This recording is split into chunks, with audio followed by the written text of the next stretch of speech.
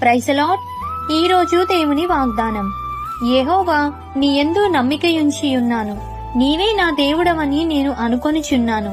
కీర్తనల గ్రంథం 31వ అధ్యాయం 14వ వచనం. యెహోవా వలననే మనకు సహాయము కలుగును. ఆయన భూమ్యాకాశములను సృజించినవాడు. మన రక్షణకు, మన మహిమకు దేవుడే ఆధారము. మన బలమైన ఆశ్రయదుర్గము, మన ఆశ్రయము దేవుని యందే ఉన్నది. కాబట్టి మన ప్రార్థన దేవుని దృష్టికి అంగీకారంగా ఉంటుందని కోరుతూ, ఈ దిన వాగ్దానం మీ అందరి జీవితంలో నెరవేరాలని కోరుకుంటూ, దేవుని సువార్తా పరిచర్యలో మీ సహోదరి. ఆమేన్.